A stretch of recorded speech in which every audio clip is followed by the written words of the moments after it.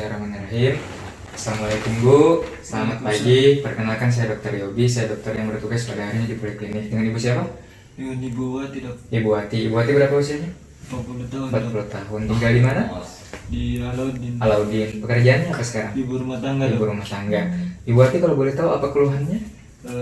Tangan kanan saya dan kaki kanan sulit digerakkan, Dok. Oh, sudah digerakkan ya Ibu Wati. Oke Ibu Wati, jadi kedepannya saya akan melakukan beberapa pemeriksaan ya, yaitu pemeriksaan motorik, pemeriksaan refleks fisiologis, dan pemeriksaan refleks patologis ya, untuk membantu saya memastikan dan menegakkan diagnosis daripada kelainan pada Ibu Sri. Mungkin Ibu Sri nanti agak sedikit kurang nyaman ya dalam pelaksanaannya, tapi saya akan bekerja sebaik mungkin. Apakah Ibu Sri Ibu Wati bersedia? Bersedia, Dok. Ya, Ibu Wati bisa berbaring dulu ya.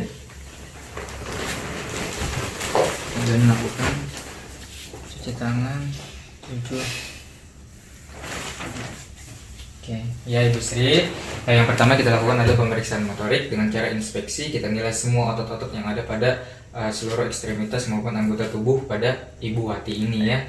Nah, kemudian di sini saya lihat terutama kita lakukan penilaian pada bagian yang bermasalah, yaitu tangan kanan dan kaki kanannya. Di sini terlihat ototnya itu sebetulnya nampak normotrofi ya, yang mana ada 3, yaitu hipertrofi apabila ada pembesaran, atrofi atau hipotrofi apabila ada pengecilan, dan normotrofi apabila ototnya tampak normal ya. Selanjutnya kita beralih kepada pemeriksaan tonus otot ya.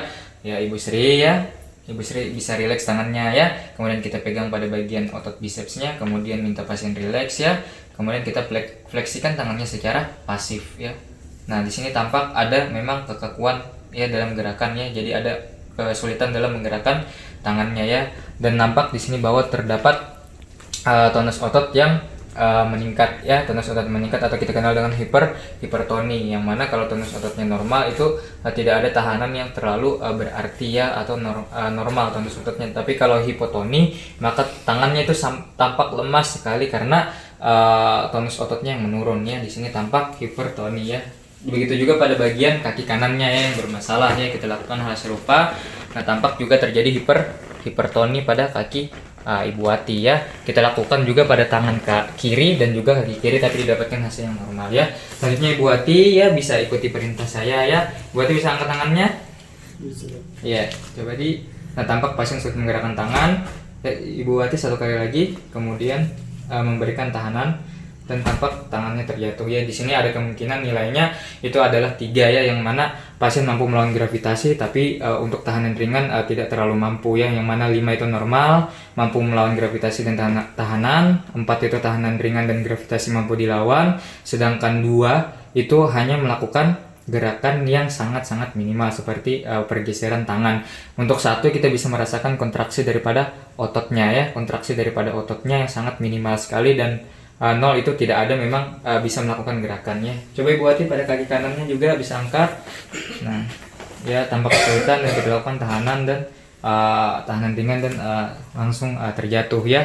Kita lakukan juga pada tangan kiri dan kaki kiri, didapatkan hasil yang normal ya. Kemudian selanjutnya melakukan pemeriksaan refleks fisiologis ya pada 5 bagian: tricep, bicep, brachioradialis, patella, dan juga tendon Achilles ya. Pertama di bagian bicep ya, Ibu Wati bisa letakkan tangannya di atas pusat ya. Nah, ini posisinya antara fleksi, ekstensi, dan pronasi di atas umbilikus atau abdomen, dengan 2 jari atau jari ibu jari ya. Kita lakukan pengetukan dengan hammer ya. Kita rasakan apakah ada kontraksi dan pergerakan. Di sini ada pergerakan yang sangat minimal sekali ya. Kemudian pada bagian tricepnya ya, Ibu Wati bisa taruh tangannya di dada ya, bagian bawah sini pada prosesus sipoidius ya. Kemudian kita letakkan tangan pasien di atas tangan pemeriksa ya. Kemudian kita lakukan pada tendon tricep ya, di atas fossa olecranon. Di sini ada gerakan ekstensi yang sangat minimal, sedangkan bicep tadi fleksi yang sangat minimal ya. Pada brachioradialis ya, tapi Ibu Wati ya, kemudian bisa kita pada bagian distal radius kita lakukan pengetukan ya. Nah, kita sanggah tangannya, lakukan pengetukan, dan ada pergerakan yang sangat minimal sekali ya daripada brachioradialisnya. Ibu Wati bisa duduk ya. Pada pasien meminta pasien duduk ya untuk melakukan 2 pemeriksaan fisiologis ya. kita menilai pada bagian quadriceps femoris di sini ya, di bagian quadriceps femoris. Nah, kita letakkan tangan kiri ya pada bagian paha di bagian distal ya. Kemudian kita tentukan tendon daripada musculus quadriceps femoris. Nah, di bawah patella kemudian kita lakukan pengetukan. Dari sini tampak gerakan yang sangat minimal karena ada kesulitan dalam gerakannya ya. Kemudian kita lakukan juga di kaki yang sama ya. Untuk tangan juga tadi dilakukan di sisi kiri yang sama, didapatkan hasil normal. Dan untuk kaki, untuk bagian refleks patellanya itu didapatkan di bagian kiri normal, cuma di bagian kanan kontraksinya sangat minimal sekali karena kesulitan gerakan ya. Kemudian kita beralih kepada tendon Achilles, kita dorsofleksikan kaki pasien, tapi buati ya, dorsofleksi, kita pegang gastrocnemius, lalu kita ketuk ya, pada bagian tendon Achilles kita rasakan kontraksinya, di sini sangat minimal sekali daripada gastrocnemius ya, dilakukan juga pada kaki kiri dan didapatkan hasil yang normal ya. Buati bisa, mohon izinnya bisa berbaring lagi ya, mohon maaf buati. Nah, kemudian kita lakukan dengan refleks patologis ya, ada 3 ya. Ada Babinski, Oppenheim dan Hoffmann-Tromner ya. Pertama Babinski, kita tungkai lurus, kita fiksasi di pergelangan kaki ya.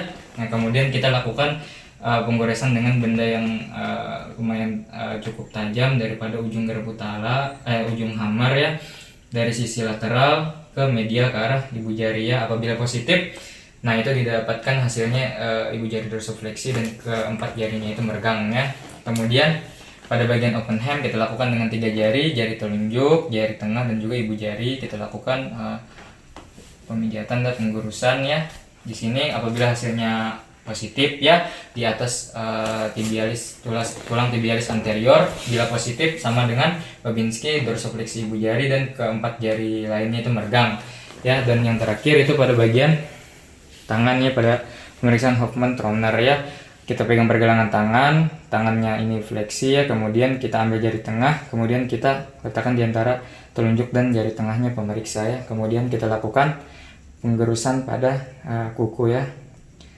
Nah, dan juga menjentikan jari tengahnya ya.